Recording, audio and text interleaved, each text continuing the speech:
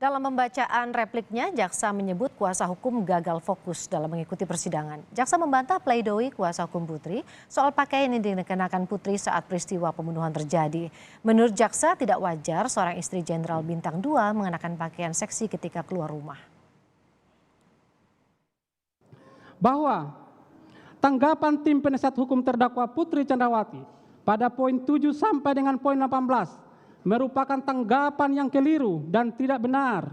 Tim penasihat hukum benar-benar tidak proporsional, tidak fokus atau gagal fokus dalam mengikuti persidangan yang panjang ini. Terkesan tidak mempertahankan hak-hak hukum dari kliennya, yakni terdakwa Putri Chandrawati yang didampinginya. Bahkan tim penasihat hukum terkesan menjerumuskan terdakwa Putri Chandrawati sehingga tersesat dalam memberikan keterangan karena bertujuan akan mengaburkan fakta hukum yang sebenarnya. Bahwa tanggapan tim penasihat hukum perihal pernyataan penuntut umum yang menyatakan pakaian terdakwa seksi adalah tidak relevan, imajiner, dan negatif.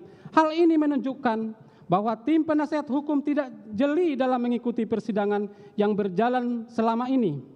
Hal ini kami kemukakan berdasarkan petunjuk yang didapat dari kesesuaian antara keterangan terdakwa Putri Chandrawati, saksi Riki Rijal Wibowo, saksi Kuat Maruf, saksi Richard Eliezer Pudihang Lumiu, saksi Ajam Romer, saksi Prayogi Iktara Wikatun di depan majelis hakim pada saat persidangan, dan hal ini sangatlah tidak wajar bagi seorang istri Jenderal Bintang 2 yang menggunakan pakaian seperti itu pada saat keluar rumah, dan apabila terdakwa Putri Chandrawati memberikan keterangan bahwa sudah kebiasaan mengganti pakaian setelah melakukan perjalanan jauh. Karena pakaian yang dipergunakan sebelumnya ingin terdakwa Putri Chandrawati ganti karena sudah dipergunakan dari Magelang sampai ke Jakarta, sangatlah tidak masuk akal.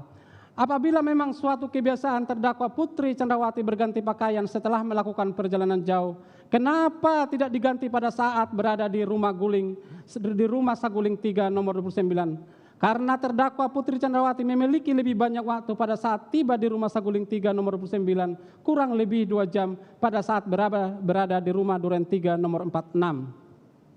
Sebelum tim penasihat hukum tergesa-gesa dan serampangan menyimpulkan bahwa penuntut umum telah manipulatif dan keliru menerapkan perbuatan pasif dalam pembuktian dakwaan pembunuhan berencana, karena pasal 338 ataupun pasal 340 KUHP merupakan delik aktif, bukan delik pasif, agar tim penasihat hukum mencermati dengan objektif dan pikiran yang terbuka bahwa peran dari terdakwa Putri Chandrawati adalah mengajak pergi isoman di rumah Duren 3 nomor 6, masuk kamar dan mengganti bajunya untuk beristirahat guna mendukung skenario awal yang telah direncanakan sejak di lantai 3 rumah Saguling, yakni nantinya di rumah Duren 3 nomor 46 akan ada keadaan pelecehan dari korban Nopriansa Yosua Huta Barat terhadap terdakwa Putri Chandrawati sebagai penyebab awal terjadinya tembakan yang menewaskan korban Nopriansa Yosua Huta Barat.